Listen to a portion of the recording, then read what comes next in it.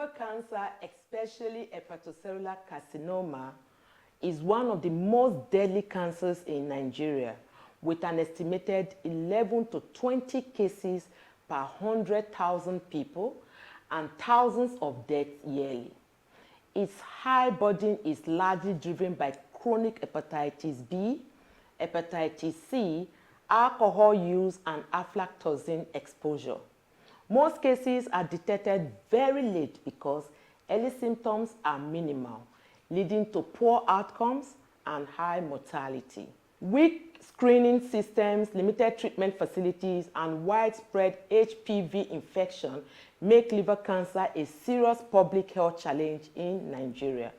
These factors, inadequate public awareness, financial barriers to diagnosis, and the shortage of specialized cancer centers further worsen the situation.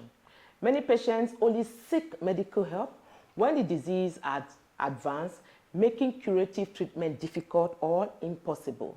Improving vaccination coverage, expanding screening programs, and investing in early detection tools are essential steps toward reducing the burden of liver cancer in Nigeria. Today on your favorite Health TV talk show, The Physicians, we'll be discussing the impact of liver cancer in Nigeria with our expert in the studio. Do stay tuned.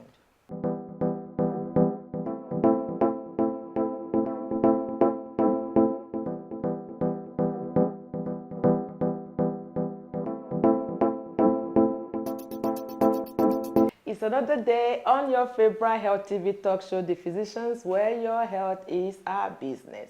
My name is Dr. Memuna Yusuf Kadri, and of course, I'm never alone in this program. I have my amazing and lovely co-host, and she's no other person than My name is Dr. Maxina Agberi, and welcome to The Physicians, where your health is our business. And will always be? Always be our business. This one is like Ashobi we are doing today.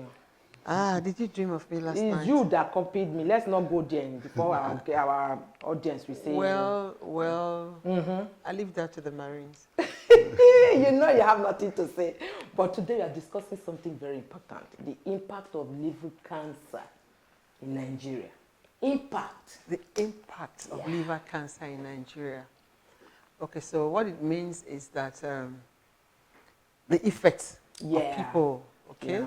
So first and foremost, we first of all ask, do we have records of people that have cancers in Nigeria? I'm not talking of liver itself.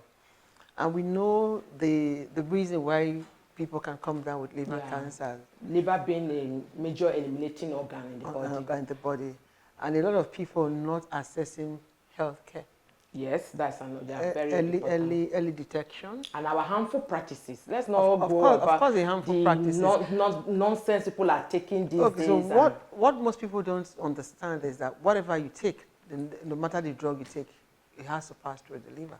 Yeah. So it plays a major factor there. So anything you take, even if it's alcohol, anything you take must go through the liver. So it's the major factor. In recent times, you know, they were talking about even the most expensive alcohol that they bring into the country are, you know, not the original in quote. And these are alcoholic drinks that are like very, very expensive. Now that you are going to that line, you are not talking about adulterated alcohol everywhere that are made behind the houses, behind the scenes. Yes, behind the scenes. On spoken unseen places. Yes. You know what? So you have the effect of the drugs. Let's not go there.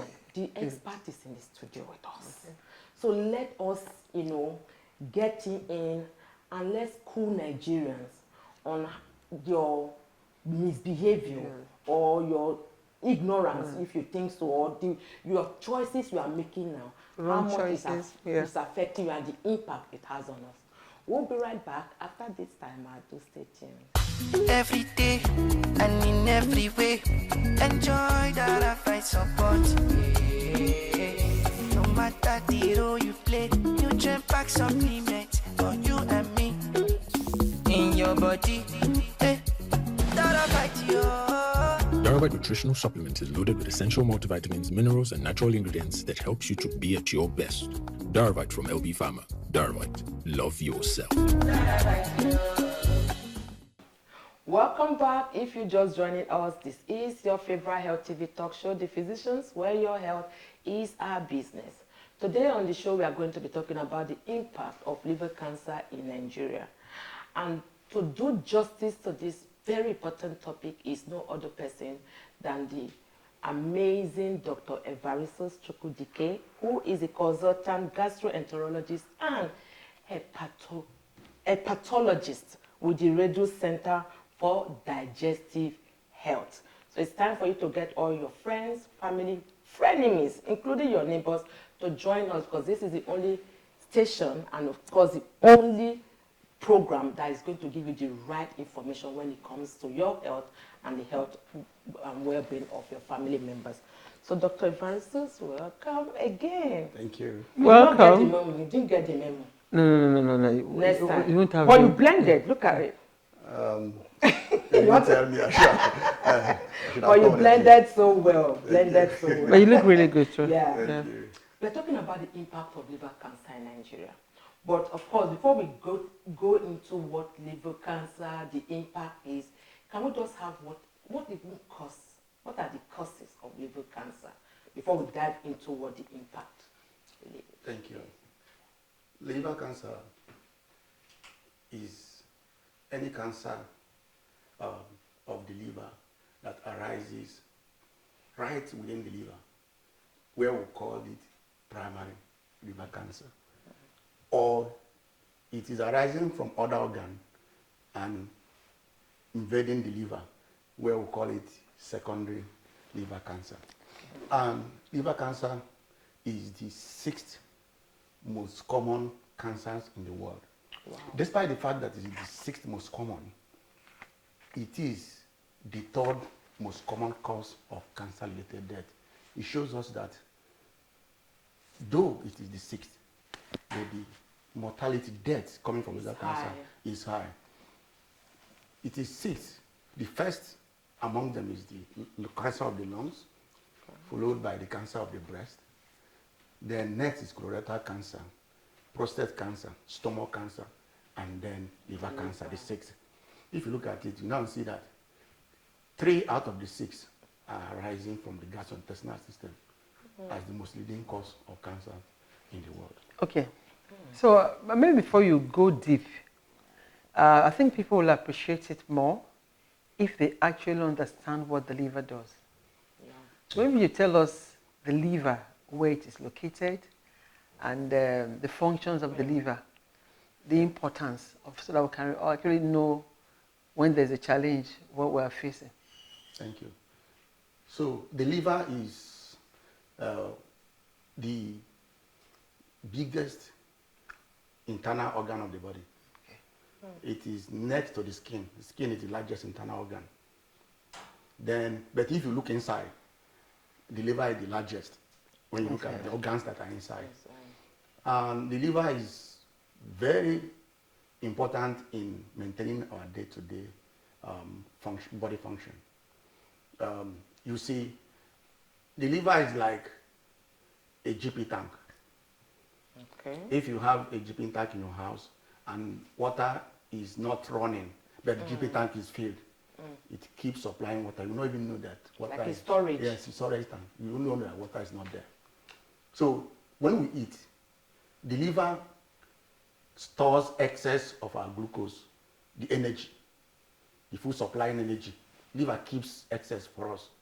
When the glucose in the blood starts dropping, the liver begins to return gradually to the blood. And that's why we don't eat every minute. So it keeps returning, it keeps us steady. Yeah. The liver also helps in producing the clotting factors that we need. So if the liver is not working well, we now see that there's problem with the clotting factors. Sometimes people can now be brushing their mouth. Sometimes they see blood coming out. That alone sometimes can even make us to begin to check, is liver working fine? The liver also, when infection, we are open to infection from breathing, more microorganisms, from eating microorganisms. The liver helps to ward infections. So it contributes to preventing infection that come into the body, to neutralize it. All the toxins we eat, when they get to the body, when as blood is passing through the liver takes extracts to make the toxin less harmful or even not harmful, and then passes it to the kidney. The body removes it. Okay. There are over 500 functions actually of the liver. When the liver becomes sick, Like you now nobody begin is to sick. see these effects coming up.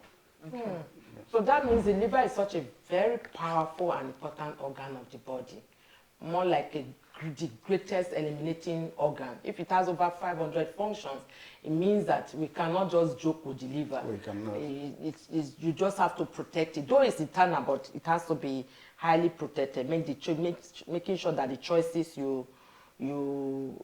habit or choices you make must be very intentional. Exactly. So in my discussion, in my introduction, I talked about hepatitis B, hepatitis C, and all that. How does hepatitis B drive play in major causes of liver cancer-related challenges? Thank you. So the main causes of liver disease that will progress to liver cancer in our environment, they are not distributed the same across nations, but the major causes are in our environment hepatitis B infection. Of course, in Nigeria, we have 8.1% of our population living with hepatitis B. And we have 1.1% of our population living with hepatitis C. When you put the number together, we have over 20 million Nigerians living with hepatitis.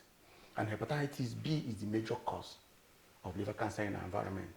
When you move to America, hepatitis C and non-alcoholic fatty liver, what we call fatty liver, are the drivers up there. Then for us, after hepatitis B, hepatitis C, we now have non-alcoholic fatty liver. That can be from diabetes, obesity, and all other problems that can cause fatty liver. We call it medically now metabolic dysfunction associated liver disease. Okay. Then we progress to alcohol, which is also a big driver of liver cancer in our environment. Others like the aflatoxin, which also from what we eat. These are the major drivers of liver cancer and other minor ones.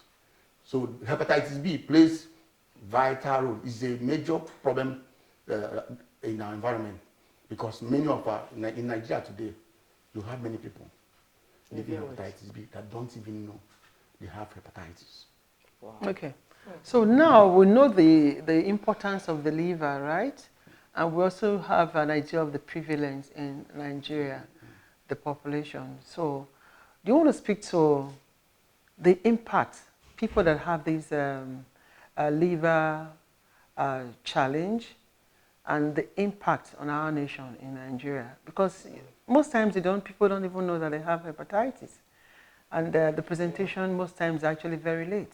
Exactly. So what impact and how are we prepared to handle them? Thank you. So in Nigeria today, sometimes if you are in the society, you may not know what is going on. Sure. If you work in the health sector, you will see some things that will make you weep from liver cancer. I was in a facility where we diagnosed the first person with hepatitis B. Then when we traced the family, the family has 6 children. We now realize that 6 of them have hepatitis B. And they are living with it. By the time we checked them very well, 3 of them were living with liver cancer already. Wow. 3 children from the same family having hepatitis C. The mother died, they didn't know what killed the mother. It was the mother that transmitted hepatitis B to all the children. So they started it from childhood. By the time they grew up to 20-something, 30, 3 of them were already having liver cancer. Wow. You can imagine how that family will live. Then we have seen many people where young man at age of 30. In America, an advanced country, you see liver cancer at the 50, 60, 70. 60, 70. But in our environment, you see people at the age of 30. 40, so 20-something coming That's with liver scary. cancer. Why? Okay. Because it takes about 20, 30 years on the normal, when you run the normal course, for somebody to progress from hepatitis B to liver cancer. But these people that got liver cancer, hepatitis B from the mother, by the time they are looking at the age of 20, 25, they've already grown to the level of developing liver cancer. How often should we screen? Are there facilities for us to, get this known? And do we even have the capacity, our healthcare system, is it enough to cater for these challenges that we are currently facing? Thank you. So looking at the burden we have of hepatitis B and hepatitis C, everybody should ensure that he or herself is screened for hepatitis B and hepatitis C. Yearly or monthly, or how often? At least in your lifetime. Okay. When you, at least you know that you should be screened. But we start from the childhood. From childhood, we don't allow people to wait until they are screened. Right now, we enroll every pregnant mother to screen. Because if you can screen pregnant mothers, the risk of transmitting hepatitis to their children, mother to child, you stop it, you get it, and then start preventing it. We have measures to prevent mother from transmitting hepatitis to the child unborn. If a mother is positive, we start early to vaccinate the child at birth, and then give the child what we call immunoglobulin, so that the child will not develop hepatitis. That's the surest way of limiting mother to child transmission. Then for the adults, we want everybody to go and screen. If one is negative, get vaccinated. Okay. Once you vaccinate yourself, you prevent yourself from getting infected. There are some people that tested before, they were negative. They didn't do anything.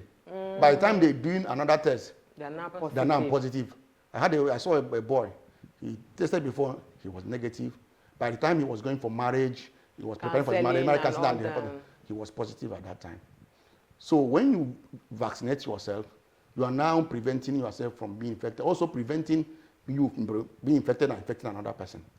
So this is the surest way of reducing the burden of hepatitis, and then eventually a good number of them will progress to liver cirrhosis and then liver cancer.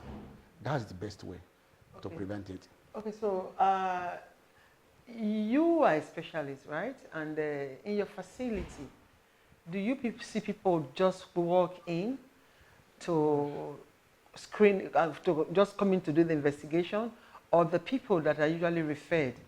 Because it's a different thing if they come voluntarily, that they just want to do the routine check or they want to just check something. Unlike when a doctor has seen and they suspect that they have something that they're not asking you to go and do a test. So do you want to tell us what you see the most? People coming on their own evolution or people that are being referred? Thank you. And the facilities that are available? Thank you. Previously, it wasn't common. People were not really walking in to go and screen. That's the sense of what we are doing. Awareness. People don't know. Now that awareness is increasing, and that's why every 28th of July is like World Hepatitis Day. So people are making efforts to get our people aware of this. And now that we're increasing awareness, we're now seeing people walking in. They want to screen themselves. They want to do hepatitis checkup. So, and the more we tell our people like this program, they get to know that they need to screen themselves. The more people get to know, and then they come for screening. Unlike many people that don't even know, the only time they know, they get to know they have hepatitis is when they have developed liver cirrhosis. The tummy is now swollen. They have pain in the right side of the abdomen, where the liver is, which is on the right. They have pain. They don't know what is causing the pain. And now they get to the hospital to find out. And the doctor touches the abdomen. And now they see, and now feels hard mass in the abdomen. And then when you evaluate it, it is liver cancer. You now begin to check what caused it. You now know it's hepatitis. That is coming late. But if people go and check, and we discover that they have hepatitis, it is at that time you can start limiting the progression of liver cancer. But the best way is to don't allow hepatitis to come in. If you are not infected, go today and check whether you have hepatitis and vaccinate yourself and prevent this infection. I like the fact we are dwelling a lot on hepatitis, but I also want us to talk about the aflatoxin, exposure from contaminated food, because we eat and we must eat to survive, right? So it's important that we talk about that aflatoxin exposure from contaminated food and the kind of food that, because some people, maybe that may be their best meal. Yeah. So please, can you shed more light on that? Thank you. So aflatoxin is toxin we get from what we call fungus. Okay. And where do you commonly see aflatoxin? Is in stale food, like grains, beans that is spoiled, granola that is spoiled. Sometimes you see those moldy things on granola, on bread. So you just remove it and say, so it's not so bad. Dust it. It's not so bad. This bread is not smelling, so it's still okay. But you are seeing those things are fungal. There's also fungal organism on it. This is the means by which you get aflatoxin. And what does aflatoxin, when it gets into the body, what it does is that there are tissues, some substances in the body that prevent the body from developing cancer. Okay. We call it tumor suppressor. They don't want tumor to come out. But when you get aflatoxin, when it gets into the body, it will go and block those things that stop the body from developing cancer, called p53 gene.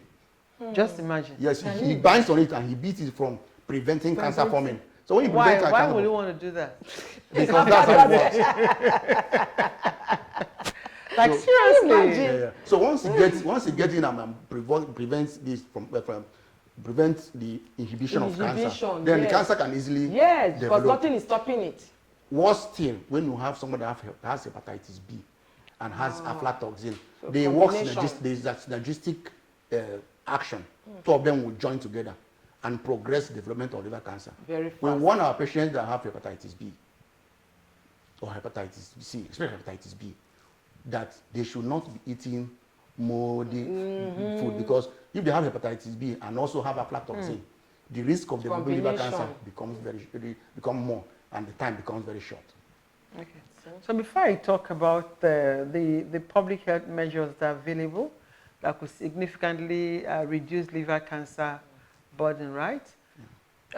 Those that come, that present, what is the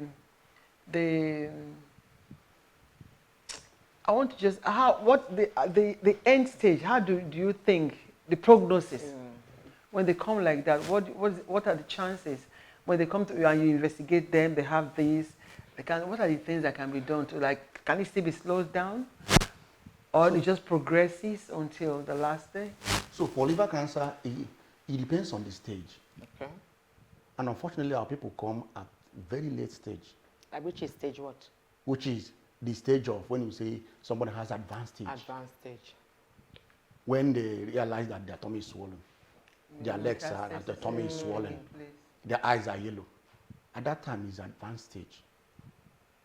If the cancer is at what we call very early stage or early stage, it can be, they can use surgically, they can remove it because the tumor is still small.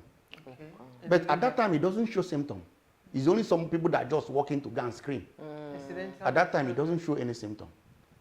By the time it develops and gets to advanced stage, and then the terminal stage, which we see our people, that's when they begin to see the symptom. By that time, mortality, death is high. Some of them, in fact, on the average, people die between 3 weeks and 6 months. Wow. It's as bad as that. Almost irreversible. So at that time, it can be so bad when it gets to terminal stage. There's no treatment anywhere in the world. It is best, we call it best supportive care. Just support the person until gradually the person dies. So the best time is to make sure you don't have the cancer. And then, because you may not even know that it is growing. Yeah. That's why we're making this awareness. Okay, so what public health, significant public health measures do you think can be put in place? So there are many measures that have been put in place. Okay. One, starting from mother to child prevention of hepatitis. Okay. The making sure that women are vaccinated. Okay. Making sure that everybody screens and is vaccinated. Trying also to make sure that hepatitis C, that is treatable and curable, is diagnosed and cured, which we do every time. Making sure that people should reverse the risk factors. Okay. Like, if somebody is diabetic and is not managing it well, it can also progress to liver cancer. Okay. And all other risk factors, making sure that we bring them down in order not to progress to cancer. Thank you so much, Dr. Chukwudike. I'm sure we will call you back for a part 2 of this because you've just, broken this down in a very simple way, very relatable. And anybody listening or watching us now will know that, look, this can happen to anyone. It's not only about the hepatitis now, B or C. We're talking about eating from the mole and all that. Once again, thank you very much for taking time to be with us. To all our viewers, we've told you, this is your trusted favorite health TV talk show, where your health is our business. We take it with our full chest. We want to let you have that information so that you can make the right choices and leave that survival default mode so that you can thrive and flourish. My name still remains Dr. Memuna Yusuf Kadri. Until next time, remain blessed. So thank you, Dr. Evaristus. It's really actually a pleasure having you here again, and you've so schooled us. And it's unfortunate that we still do not take care, prevention. Okay, people always present towards the end of disease conditions, but I'm happy that we still have you around in Nigeria because we know many people actually have taken the other decisions and left. But we really appreciate you and we'll definitely call you back again. Thank you so much. And to our viewers out there, we just want to say thank you for being part of our program today. Remember to follow us on our social media platforms. And if you want to be a part of our program, like Dr. Evaristus, do not hesitate to just send us an email. Every day and in every way, enjoy that I fight support. No matter the role you play, nutrient pack supplement for you and me. In your body, that I fight you. Darvite nutritional supplement is loaded with essential multivitamins, minerals, and natural ingredients that helps you to be at your best. Darvite from LB Pharma. Darvite, love yourself.